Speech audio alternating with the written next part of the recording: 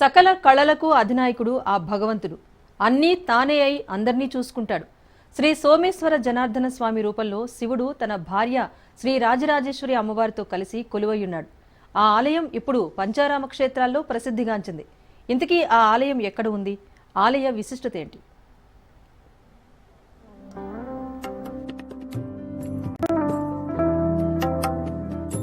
పశ్చిమ గోదావరి జిల్లా భీమవరం సమీపంలోని గొనుపూడిలో శ్రీ సోమేశ్వర జనార్దన స్వామి దేవస్థానం ఉంది. ఇది ఆంధ్రప్రదేశ్లోని ప్రసిద్ధ పంచారామ క్షేత్రాలలో ఒకటి. శ్రీ సోమేశ్వర జనార్దన స్వామి రూపంలో శివుడు తన భార్య శ్రీ రాజరాజేశ్వరి అమ్మవారితో కలిసి ఇక్కడ కొలువై ఉన్నాడు.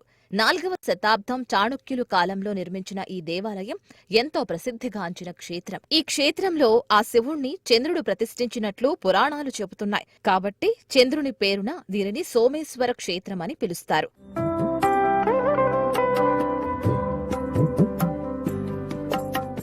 శ్వేతవర్ణంలో కనిపించే ఈ లింగం క్రమక్రమేణా అమావాస్య వచ్చేసరికి బూడిద లేదా గోధుమ వర్ణంలోకి మారిపోతుంది.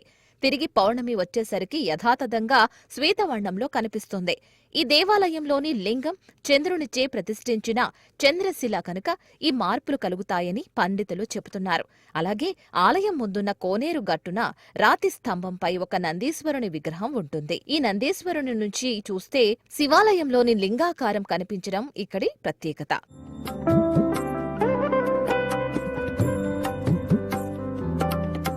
దేవాలయ ప్రాంగణంలో ఆంజనేయ స్వామి, కుమారస్వామి, నవగ్రహాలు, సూర్యదేవుడు, గణపతులను దర్శించుకోవచ్చు. ప్రతి ఏడాది ఇక్కడ మహాశివరాత్రి సందర్భంగా స్వామివారి కళ్యాణోత్సవాలు 5 రోజుల పాటు జరుగుతాయి. అలాగే దేవీ నవరాత్రులు కూడా ఎంతో వైభవంగా నిర్వహిస్తూ ఉంటారు.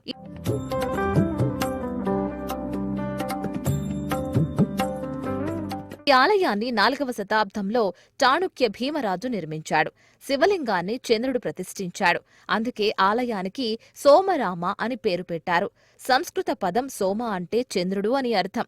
చంద్ర కిరణాల ప్రకారం శివలింగం రంగు మారుతోందని నమ్ముతారు ప్రజలు. ఒక నెలలో 15 రోజులుగా విగ్రహం తెల్లగా మారుతుంది. మిగతా 15 రోజులు నల్లగా మారుతుంది.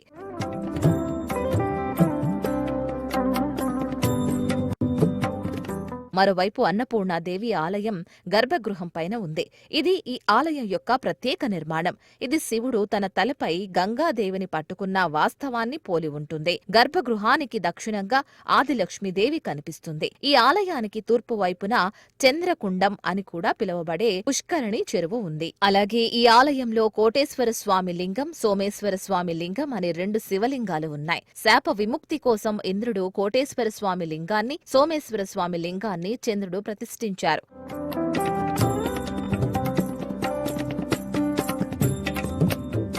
ఒకప్పుడు ఇంద్రుడు గౌతమ మహర్షి భార్య అహల్యను ప్రేమించాడు. అతను ఒక నాటకమాడి గౌతమ మహర్షిని మళ్లించాడు. తన మారువేషంలో అహల్యను కౌగలించుకున్నాడు. గౌతమ మహర్షి తిరిగి వచ్చినప్పుడు అహల్య తనను ఎవరో మోసం చేశారని గ్రహించాడు. ఇంద్రుడు తన రూపాన్ని పిల్లిగా మార్చుకుని తప్పించుకోవడానికి ప్రయత్నించాడు. గౌతమ మహర్షి కోపంగా ఇంద్రుణ్ణి శాపించాడు. అహల్యను శిలగా మార్చేస్తాడు. ఆ తర్వాత అహల్య, ఇంద్రుడు గౌతమ మహర్షిని శాప విమోచన కోసం వేడుకుంటారు. గౌతమ మహర్షి అహల్యను రాముడు తన పాదాలతో తాకే వరకు వేచి ఉండమని చెప్పాడు. ఇంద్రుడు గౌతమి నదిలో స్నానం చేసి శివుడికి పూజ చేయమని చెప్పాడు. ఇక ఇంద్రుడు కోటేశ్వర లింగం అనే శివలింగాన్ని ప్రతిష్ఠించి తన పాపం నుంచి విముక్తి పొందడానికి పూజలు చేశాడు.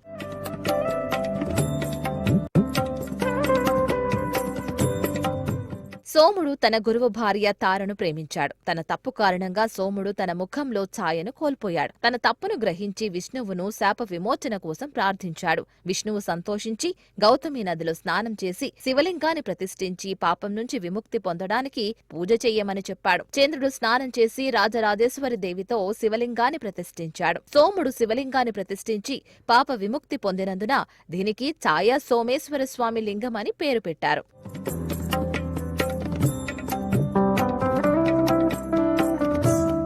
ఈ ఆలయంలో మహాశివరాత్రి, దేవి నవరాత్రులు ఘనంగా జరుపుకునే ప్రధాన పండుగలు. ఉదయం 4 గంటల నుంచి రుద్రాభిషేకం, బీల్వార్చన నిర్వహిస్తారు. వారు విష్ణు సహస్రనామం చదువుతూ ప్రార్థనలు చేస్తారు. ఆకాశ దీపం నేల అంతా వెలిగిస్తారు. నగరం మధ్యలో వరాల తల్లి మౌలమ్మ ఆలయం ఉంది.